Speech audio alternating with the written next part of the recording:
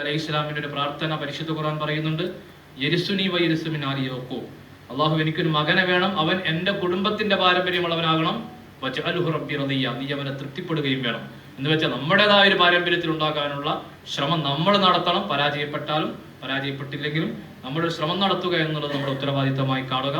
Indian union മുസ്ലിം league എന്ന് പറയുന്ന ഈ രാഷ്ട്രീയ ആദർശത്തിന് മാത്രമാണ് ഞാൻ മേൽപ്പറഞ്ഞ വെല്ലുവിളികളെ പ്രതിരോധിക്കാൻ കഴിയുകയും ആ വെല്ലുവിളികളെ തിരിച്ചറിഞ്ഞുകൊണ്ട് മഹാനായ ഖായിദെ മില്ലത്ത് മുഹമ്മദ് ഇസ്മായിൽ സാഹിബിന്റെ ദീർഘവീക്ഷണവും മഹാനായ സയ്യിദ് അബ്ദുറഹ്മാൻ ബാഫക്കി തങ്ങളുടെ നേതൃമഹിമയും KMCD സാഹിബിന്റെ ദൈക്ഷണിക ബോധവും CH മുഹമ്മദ് കോയ സാഹിബിന്റെ ഭരണ നൈപുണ്യവും B പോക്കർ സാഹിബിന്റെ അവകാശബോധവും മർഹൂം ഗുലാം മുഹമ്മദ് ബനാത്തുവാല സാഹിബിന്റെ പ്രഭാഷണ വൈദഗ്ധ്യവും റഹീം മെച്ചേരിയുടെ എഴുത്തും MI തങ്ങളുടെ ചരിത്രബോധവും നമ്മൾ നിർമ്മിച്ചെടുത്ത രാഷ്ട്രീയ ബോധമാണ്. കണ്ണൂർ ജില്ലയിൽ ജനിച്ച് ഐക്യരാഷ്ട്രസഭയിൽ വരെ ഇന്ത്യയിലെ ജനങ്ങളെ പ്രതിനിധീകരിച്ച് സംസാരിച്ച ഈ അഹമ്മദ് സാഹിബിന്റെ വിശ്വോത്തര വ്യക്തിത്വം നമുക്ക് ഊർജ്ജമാണ്. MSFന്റെ എക്കാലത്തെയും മികച്ച പ്രസിഡന്റ് മർഹൂം ഹബീബ് റഹ്മാന്റെ സംഘാടന മികവ് നമുക്ക് വഴിവെളിച്ചമാണ്. അങ്ങനെ മുന്നോട്ട് നയിച്ചിട്ടുള്ള എല്ലാ നേതാക്കന്മാരെയും, നമ്മുടെ പഴയ കാലങ്ങളിൽ സയ്യിദ് പാണക്കാട് സയ്യിദ് പൂക്കോയ തങ്ങളുടെ സർവസമ്മതി, സയ്യിദ് മുഹമ്മദ് അലി ശിഹാബ് തങ്ങളുടെ മാനവിക ബോധം, സയ്യിദ് ഹൈദർ അലി ശിഹാബ് തങ്ങളുടെ ജീവിത വിശുദ്ധി നമുക്ക് മുന്നോട്ടുള്ള ഊർജ്ജമാണ്.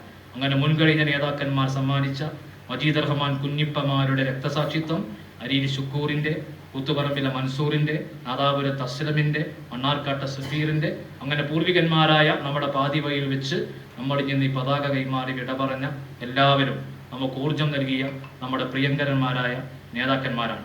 അവർ ഉയർത്തിപ്പിടിച്ച ഈ രാഷ്ട്രീയം ഏത് വെല്ലുവിളി നേരിടുമ്പോഴും ആ വെല്ലുവിളിയെ പ്രതിരോധിക്കാൻ ആവശ്യമായ ഒരു പതാകയും ഒരു ആശയബോധവും എന്റെ പ്രസ്ഥാനം എനിക്ക് സമ്മാനിക്കും.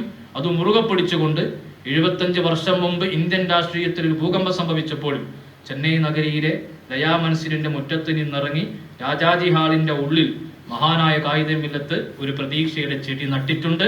അന്ന് പറഞ്ഞവരൊക്കെ പരിഹസിച്ചവരൊക്കെ തിരിഞ്ഞു നടന്നിട്ടുണ്ട്. ആ ചെടി വളർന്നിട്ടുണ്ട്, അതൊരു മരമായിട്ടുണ്ട്, അത് വലിയ വൃക്ഷമായിട്ടുണ്ട്, അത് തണലായിട്ടുണ്ട്, അത് കായ്ക്കനികൾ നൽകുന്നുണ്ട്, അത് മഹാവടവൃക്ഷമായി എക്കാലത്തും ഉണ്ടാവും. ഇനിയൊരു മരമുണ്ടാക്കേണ്ട പണിയില്ല, അത് ഉണങ്ങാനുള്ള സാധ്യതയും അത് ഉണങ്ങിപ്പോകാതിരിക്കാൻ അല്പം വെള്ളം ഒഴിച്ചു കൊടുക്കുന്ന പണി ഈ വെല്ലുവിളി നേരിടാൻ ഞാനും നിങ്ങളും നിർവഹിക്കുമെന്ന പ്രതിജ്ഞ പുതുക്കിക്കൊണ്ട് പ്രവാസി ലീഗിന്റെ ഈ സംരംഭത്തിന് എല്ലാവിധ അഭിവാദ്യങ്ങളും അറിയിച്ച് ഞാൻ അവസാനിപ്പിക്കുന്നു. ജയ് മുസ്ലിം ലീഗ്.